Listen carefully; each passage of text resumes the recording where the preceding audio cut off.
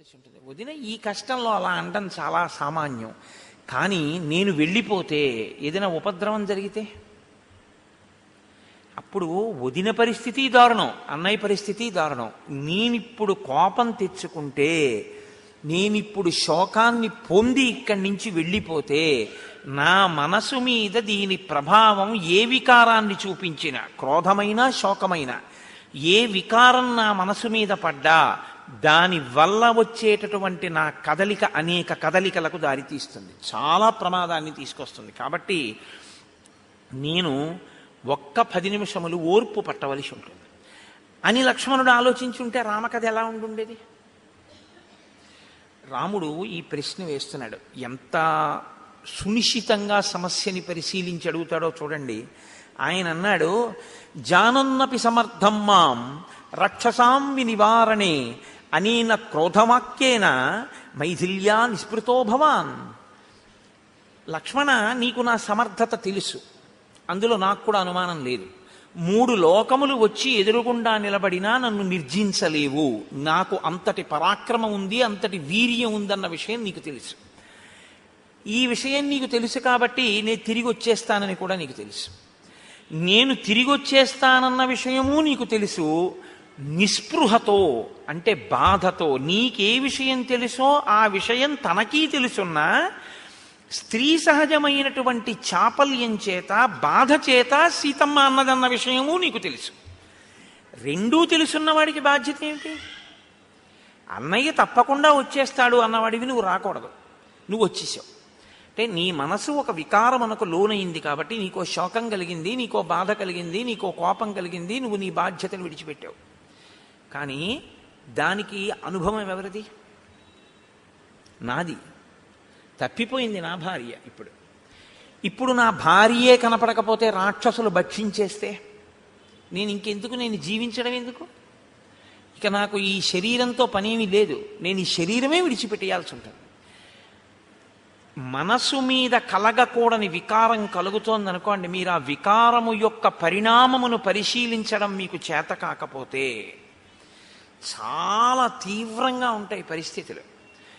అసలు లోకంలో సుఖదుఖములన్నవిని మనిషి యొక్క వ్యక్తిత్వము, శీల సంపద అన్నవి ఎక్కడుంటాయంటే తన మనసుకి కలుగుతున్నటువంటి వికారాన్ని పరిశీలనం చేసి దాన్ని నిగ్రహించాలా, లేకపోతే ఇప్పుడు ఈ వికారం ఇది పొందింది కాబట్టి ఒక మాట మనం అనొచ్చా, ఆ మాట అంటే ఎన్ని మాటలు అనాలి, ఎంత వ్యగ్రతతో అనాలి, ఎంత కోపంతో అనాలి, లేకపోతే ఎంత అనకుండా ఉండొచ్చు, ఈ వికారానికి నేను లోనవచ్చా అవ్వకూడదా, లేకపోతే ఇప్పుడు నువ్వు అటువంటివన్నీ నాకు ప్రబోధం చెయ్యక్కర్లేదు, కాసేపు అలా ఉండు అని నా కర్తవ్యతానిష్టతో నేను నిలబడమా, మీరు మీ మనసుకి లొంగడమా, మీ మనసుని మీరు నియంత్రించడమా?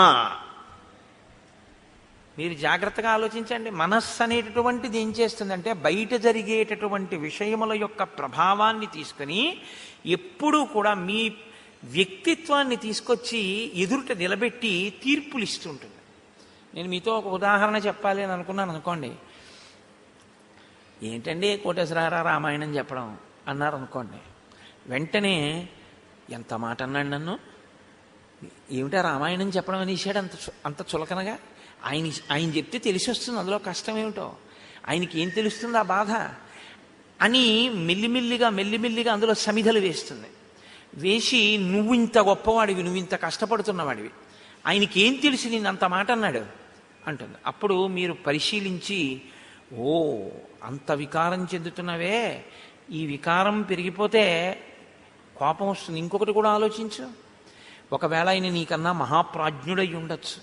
అయ్యో రామాయణాన్ని నేను ఎంత బాగా చెప్పలేకపోతున్నారన్న బాధతో ఏమిటండా చెప్పడం అన్నారేమో, కాబట్టి నేను ఒకవేళ చెప్పిన దాంట్లో ఏదైనా సరిగ్గా చెప్పలేకపోతున్నానేమో, ఒకసారి విచారణ చేద్దాం, ఇంటికి వెళ్ళి చూద్దాం, లేకపోతే వారిని అడుగుదాం, ఎక్కడ నేను సరిగ్గా చెప్పలేకపోయాను, మీ మనసు ఎక్కడ తృప్తి చెందలేదు అడుగుదాం. ఒకవేళ ఆయనే సరిగా ఆలోచించి ఉండకపోతే, అలా కాదు మీరు కూడా చక్కగా చదవండి అని ఒక మాట చెప్దాం అని మీరు అన్నారనుకోండి, అది ఊరుకుంటుంది. లేకపోతే అది ఏం చేస్తుందో తెలుసా అండి, రెచ్చగొడుతుంది మిమ్మల్ని.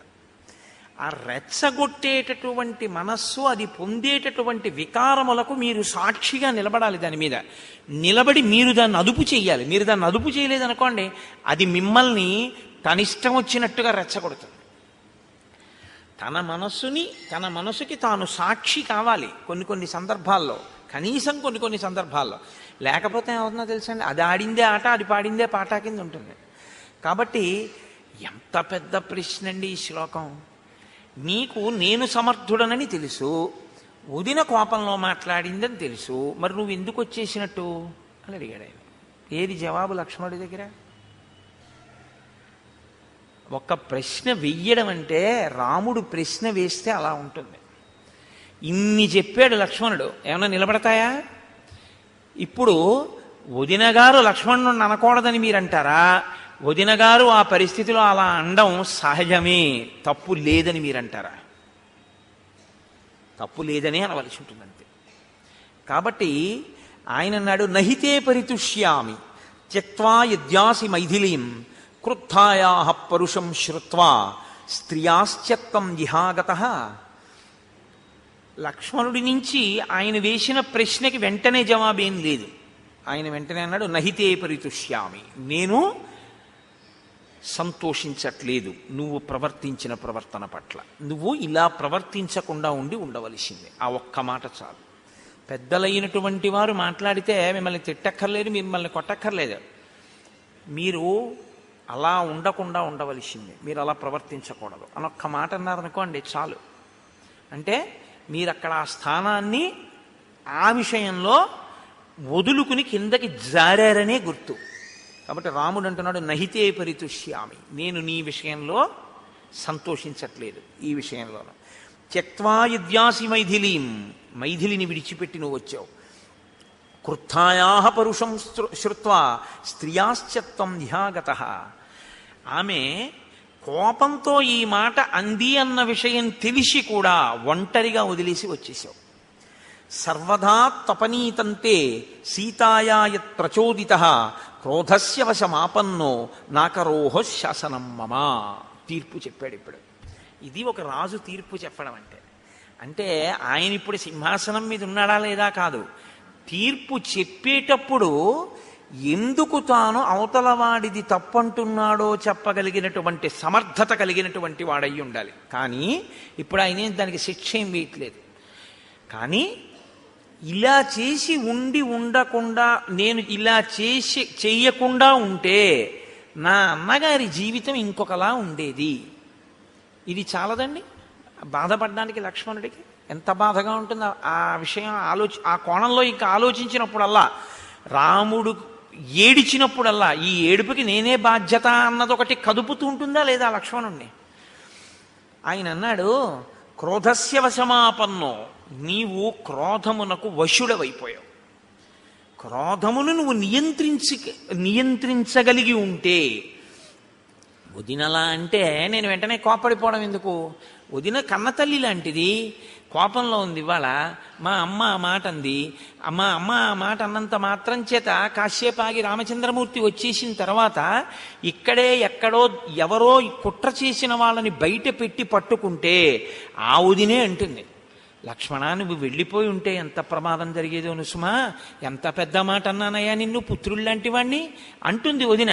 కాబట్టి ఇప్పుడు కోపంలో ఉంది, సరే ఊరుకుందాం అనొక్క మాట అనగలిగి ఉంటే, అని అనుకుని ఉంటే సీతమ్మని ఒంటరిదాన్ని వదిలేవాడివి కావు. అలా అనుకోలేదు, క్రోధమునకు వశుడవైపోయావు. అంటే ఆవిడ మాట అంది, నువ్వు దానికి కోపం చెందావు. ఆవిడ కోపం ఎంత అర్థం లేకుండా ఉందని నువ్వు అంటున్నావో నిన్ను మాట అనడంలో, నువ్వు వదిలి రావడం కూడా అంతే అర్థరహితం కదా. ఇప్పుడు ఆవిడికి కోపం వచ్చి ఆవిడంది, నీకు కోపం వచ్చి నువ్వు వదిలేసావు.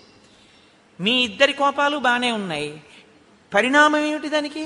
నాకరోహ శాసనం మమ, నీ చెప్పిన మాట నువ్వు వినలేదు. నీకు నేను మాట చెప్పాను, సీతమ్మని వదిలిపెట్టద్దు అని చెప్పాను, వదిలిపెట్టేశావా లేదా? అంతవరకే. ఎందుకు వదిలిపెట్టేశావు? క్రోధస్య వశమాపన్నో, క్రోధమునకు వశమై వదిలిపెట్టావు. కాబట్టి ఇప్పుడు కష్టం ఎవరిది? నాది. ఇప్పుడు ఇక మాట్లాడితే చాలా దారుణంగా మాట్లాడతాడు రాముడు. దారుణంగా మాట్లాడడం అంటే ఏం తిట్టడండి. నేను దండకారణ్యానికి ధర్మం కోసం వచ్చేసాను లక్ష్మణ, నాన్నగారి మాట నిలబెట్టడం కోసం వచ్చాను. ఇప్పుడు నేను సీతమ్మ కనపడకపోతే ప్రాణాలు విడిచిపెట్టేస్తాను. ఎందుకో తెలుసా? సీతమ్మ లేకపోతే నేను బతకలేను. నేను సీతమ్మ లేక బతకకుండా చనిపోతే నేను పైలోకాలకు వెడతాను. వెడితే దశరథుడు కనపడతాడు. నిన్ను 14 ఏళ్ళు అరణ్యవాసం చేయమన్నాను కదా, 14 ఏళ్ళు పూర్తవ్వకుండా నువ్వు ఇక్కడికి ఎలా వచ్చేసావు అని అడుగుతాడు. నేనేం చెప్పనని అడిగాడు. నేనేం చెప్పను? ఇందులో మీరు ఒక విషయాన్ని గమనించవలసి ఉంటుంది. అంటే నెగడు రగులుకుంటోంది. అంటే సీతమ్మ లేకపోతే అసలు రాముడు బ్రతకలేడు. అంటే సీతమ్మ ఉంటే బ్రతుకుతాడు. ఎలా బ్రతుకుతాడు? ఎన్ని కష్టాలున్నా బ్రతుకుతాడు. ఎన్ని కష్టాలున్నా బ్రతుకుతాడంటే ఎన్ని కష్టాలు వచ్చినా సరే రాముడు మరిచిపోయేటట్టు ఎవరు చేయగలరు? సీతమ్మ చేయగలరు. అది ఆవిడ భార్యాస్థానంలో పొందినటువంటి గౌరవం, ఆవిడ సంపాదించుకున్నటువంటి గౌరవం. అంటే ఒక భార్య ఎంత కష్టంలో ఉన్నటువంటి భర్త అయినా సరే శాంతిగా సుఖంగా సంతోషంగా ఉండగలిగేటట్టు చెయ్యగలిగినటువంటి శక్తి ఎవరికి ఉన్నది? లోకంలో భార్యకొక్కదానికే ఉన్నది. ఆ స్థానంలో ఎవ్వరూ అలా ఉంచలేరు. అందుకే పురుషుడు పుట్టగానే మొట్టమొదట తను ఎవరిని చూస్తాడంటే తల్లిని. తర్వాత తల్లి చెప్తుంది ఈయన నీ తండ్రి అని చెప్తుంది. ఆయన్ని తండ్రి అని గౌరవిస్తాడు. వీళ్ళు నీకు ముందు పుట్టారు, వీళ్ళు తర్వాత పుడుతున్నారు, వాళ్ళతో అన్నదమ్ములు అక్క చెల్లెళ్ళు అని అనుబంధం పొందుతాడు. ఇంతమంది ఉన్నా ఎవ్వరితోనూ ఒక మాట అండవు. నేనున్నానని గుర్తు నీ మెడలో ఉన్న తాడు. ఈ మాట ఒక్క భార్యతోనే అంటాడు. మాంగళ్యం తంతునానేనా మమ జీవనహేతున కంటే బధ్నామి శుభగే తం జీవ శరదాం శతం. నువ్వు 100 ఏళ్ళు జీవించి ఉండు. నేనున్నానని గుర్తు ఏమిటో తెలుసా? ఆయన ఈ మధ్య కనపట్టలేదు ఏమిటండి, అసలు ఉన్నారా అని అడగరు. ఆవిడ మెళ్ళలో మంగళసూత్రం ఉంటే ఆయన ఉన్నట్లే గుర్తు. ఒక తాడుకి అంత గొప్పతనం ఎక్కడి నుంచి వచ్చిందండి? అంటే న్యాసము, పురుషుడు. అందుకని ఆవిడ సర్వమంగళాదేవత, అది మంగళసూత్రము అయ్యాయి. భార్య కూడా అంత గౌరవంగానూ చూస్తుంది ఆ మంగళసూత్రాన్ని. ఇది నా మెడలో ఉండాలని కోరుకుంటుంది ఎప్పుడు. అందుకే లేవగానే పక్కనే పడుకున్న భర్తకి కాదు నమస్కారం. ఇవాళ పక్కన పడుకున్నటువంటి భర్త ఎప్పటికీ నాకు ఇలాగే కనపడుతూ ఒకనాడు నేను ఆయన చేతులలో ప్రాణం విడిచిపెట్టాలి తప్ప అంతకన్నా రెండో స్థితిని నేను చూడకూడదు. అందుకని ముందు మంగళసూత్రాన్ని కళ్ళకద్దుకుంటారు. ఆ సర్వమంగళాదేవత యొక్క అనుగ్రహం తమ యందు ఉండాలని. కాబట్టి లక్ష్మణ, నాకు ఆమె భార్య అన్న మాట కాదు, ఆమె నా యొక్క భార్యగా సంపాదించుకున్న స్థానము యొక్క స్థితి లెక్క కట్టడానికి వీలు లేనిది. ఒక భార్య గొప్పతనం ఏమిటో తెలుసా అండి? ఆ భార్యాస్థానం ఖాళీ అయితే భర్త ఎంత ఆరోగ్యవంతుడు, పడిపోతాడు కూడా ఒక్కొక్కసారి. పడిపోవడం అంటే శరీరం వదిలిపెట్టేస్తాడు. శ్యామశాస్త్రి గారని మహానుభావుడు, అంత పొడగరి మనిషి, పంచె కట్టుకుని రాజవీధుల్లో నడిచి వెడుతుంటే రామచంద్రమూర్తిని చూసినట్టు చూసేవారు ఆడవాళ్ళు మగవాళ్ళు కూడా ఆయన్ని. అటువంటి వాడు భార్య మరణిస్తే ఆవిడ 11వ రోజు వచ్చే లోపల ఆయన కూడా శరీరం వదిలిపెట్టేశారు. అంటే ఆ భార్య స్థానం అలా ఉంటుంది ఒక్కొక్కరికి. ఆ స్థానం మనసులో ఆమె ఉన్నది చాలు, ఎంత కష్టాన్ని ఎంత శోకాన్ని మర్చిపోతాడు. ఎందుకంటే ఆవిడ ఎప్పుడూ శాంతి స్థానంగా కూర్చుంటుంది. ఇలా శాంతి స్థానంగా భార్య ఉండడం ఆవిడ గొప్పతనానికి నిదర్శనం. అది ఎంత అగ్నిహోత్రం కానివ్వండి, భర్త ఎంత కష్టంలోనివ్వండి, ఎంత కోపంలో ఉండనివ్వండి, ఆ నెగడు చల్లార్చగలిగినటువంటి శక్తి భార్యకొక్కదానికే ఉంది. రామాయణంలో ఇన్ని కష్టాలలో ఉన్నటువంటి రాముడు ఎప్పుడూ నేను చచ్చిపోతానన్న మాట అనలేదు. ఇవాళ సీతమ్మ కనపడలేదు ఇంకాను. ఆవిడ చనిపోయిందో రాక్షసులు అపహరించారో నిర్ధారణ కాలేదు. కానీ ఆయన నేను చచ్చిపోతానంటున్నాడు, నేను ఉండలేనంటున్నాడు. ఆత్మహత్య చేసుకుంటానంటలేదు. సీతమ్మ కనపడకపోతే నేను ఉండను, నేను ఉంటానన్న మాట అసత్యం. సీతమ్మకి బదులు 3 లోకములు ఇస్తానన్నా నాకు అక్కర్లేదు అంటే మళ్ళీ తిరిగి అయోధ్యకొచ్చి నేనేదో రాజరికం చేస్తాననేటటువంటిది శుద్ధ అబద్ధం. ఇక నేను తిరిగి రావాల్సిన అవసరం లేదు. ఎందుకో తెలుసా? నేను రాజుగా కూర్చోవడము అంటే సీతారాముడిగా కూర్చోవడమే తప్ప సీతమ్మ అసలు లేదు అన్న తర్వాత నాకిక ఈ లోకంతో సంబంధం లేదు. నా శరీరములోంచి ప్రాణములు ఉద్గమిస్తాయి, వెళ్ళిపోతాయి.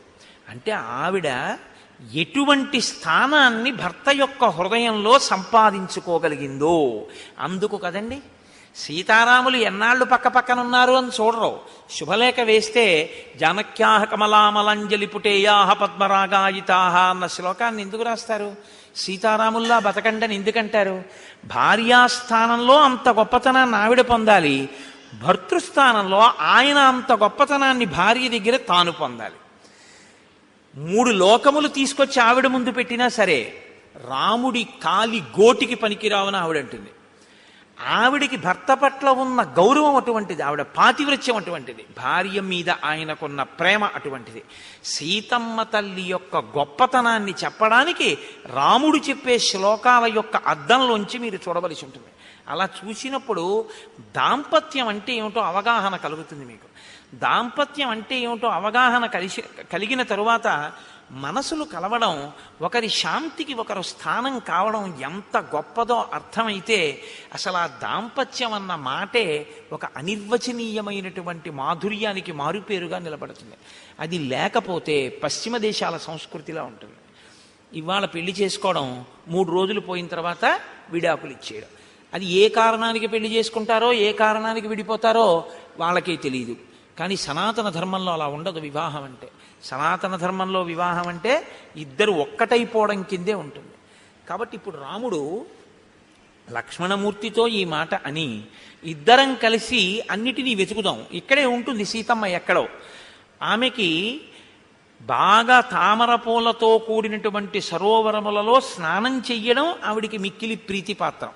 కాబట్టి స్నానమునకు వెళ్ళి ఉండవచ్చు, లేకపోతే ఈ పర్ణశాలలోనే ఆవిడ ఏదైనా ఇతరమైనటువంటి గదులలో ఉండవచ్చు, ఆవిడికి ఇష్టమైనటువంటి ఇతర ప్రదేశాల్లో ఎక్కడైనా ఏ పువ్వుల వనంలోనో ఉండవచ్చు, లేకపోతే అసలు రామచంద్రమూర్తి నేను కనపడకపోతే ఏం చేస్తారో చూద్దామని పరిహాసానికి దాక్కుని ఉండవచ్చు. అందుకని అన్నయ్య అంత తీవ్రంగా ఖేదపడకు, వెతుకుదామంటే ఇద్దరూ కలిసి వెతకడం ప్రారంభం చేశారు. ఈ వెతకడం అనేటటువంటిది ఎలా ఉందిట, వృక్షాద్వృక్షం ప్రధావన్ వృక్షాద్వృక్షం ప్రధావన్స గిరిశ్చాంద్రిం నదాన్నదీం బభూవ విలపన్ రామ శోకార్ణవ పరిప్లుత. నదీ దగ్గరికి నదము దగ్గరికి పరిగెడుతున్నాడు. చెట్టుకి మధ్యలో ఎక్కడైనా చోటుంటే ఈ చెట్టు దగ్గరికి వెళ్ళి పరిగెత్తడుగుతున్నాడు, పరిగెత్తుకుంటూ మళ్ళీ ఆ చెట్టు దగ్గరికి వెళ్ళి అడుగుతున్నాడు. ఇప్పుడు ఇలా అడుగుతూ ఉండడంలో ఆయన అసలు శోకమనేటటువంటి సముద్రమునందు పడి కొట్టుకుపోతున్న వాళ్ళే ఉన్నాడు. అంటే శోకార్ణవ పరిప్లుత. శోకమనేటటువంటి సముద్రం అన్నప్పుడు మీరు ఒకటి గుర్తుపెట్టుకోండి, ఒక ఆయన హఠాత్తుగా సముద్రంలో పడిపోయాడు అనుకోండి, ఓడలోనో వెడుతూ. ఇప్పుడు ఆయన ఏ దిక్కుకి వెడతాడు, ఎటువైపుకి ఈత్తాడు, ఎటువైపు చేతులు ఊపుతాడు అన్నదానికి ఒక దిశ ఏం ఉండదు. ఎందుకంటే తలెత్తి చూస్తే ఏం కనపడుతుంది? అనంతమైన జలరాశి. ఎటు చూసిన అనంతమైన జలరాశిలో పడిపోయినటువంటి వాడు ఎటువైపుకి ఈత్తున్నాడు అంటే, ఎటువైపుకి ఈదాలనిపించిందో అటువైపుకి ఈత్తు ఉంటాడంటే, అటు భూమి ఉందా అని మీరు అడిగారు అనుకోండి, దానికి అర్థం ఏమి ఉండదు. అటువైపు భూమి ఉందని ఆయనకేం తెలియదు, ఆయన ఈత్తుంటాడు అంతే. ఒకవేళ అలా ఈదుతూ ఉండగా అటువైపే పెద్ద చాప ఒకటి ఉండి ఈయన్ని తినేటటువంటి భయంకరమైన తిమింగలం ఉందనుకోండి, అదేమిటంటే ఒడ్డుకెళ్ళవలసిన వాడు అటు వెళ్తున్నాడని మీరు అన్నారనుకోండి, మీకు తెలుసు, ఆయనకి తెలియదు. అది ఆయన ఎందుకు ఈత్తున్నాడో ఆయనకే తెలియదు. ఒకవేళ ఒడ్డుకెళ్ళవలసిన వాడు సముద్ర మధ్యంలోకి ఈత్తున్నా ఈదేస్తాడు అంతే. అప్పుడు అంటే తన మీద తనకి నియంత్రణ పోతూ శోకమనేటటువంటి సముద్రంలోకి కూరుకుపోతున్నాడు. సీతమ్మ కనపడటం లేదు, ఏమైపోయిందో, చనిపోయిందో, తినేశారో, చంపేశారో. ఇది మనసులో ఈ ఖేదం అనేటటువంటిది ఎలా పెరిగిపోతుందో తెలుసా అండి? శ్రీరామాయణంలో మీరు ఆ సర్గలో చూడాలి. ఆయన చాలా చిత్ర విచిత్రమైనటువంటి ఆలోచనలు పెరిగిపోతాయి ఆయనకి. సీతమ్మకి అసలే భయం ఎక్కువ, రాక్షసులు వచ్చి మీద పడ్డారేమో, మీద పడ్డప్పుడు ఆవిడ ఇంకెంత భయపడిపోయిందో. ఆ భయపడిపోతున్నటువంటి సీతమ్మ చేతులు వాళ్ళు గట్టిగా పట్టుకుని ఆ రెక్కలు విరిచేసి ఆవిడ కంఠాన్ని నులిమేస్తుంటే, ఆ కోమలమైన కంఠం నలిగిపోతుంటే, ఆవిడ ముక్కులోంచి నోట్లోంచి నెత్తురు కారుతుంటే రాక్షసులు జుర్రుకున్నారేమో. భర్తనయ్యుండి నేను పక్కన లేక సీతమ్మ ఎంత బాధపడిపోయిందో. ఇప్పుడు లోపల బాధ, ఈ బాధ చేత ఎక్కడ వెతుకుతున్నాను, నేను ఎక్కడికెడుతున్నాను అన్నదానికి ఒక ప్రత్యేకమైన ప్రణాళికతో కూడిన వెతకడం ఏమి ఉండదు. లోపల లోపల శోక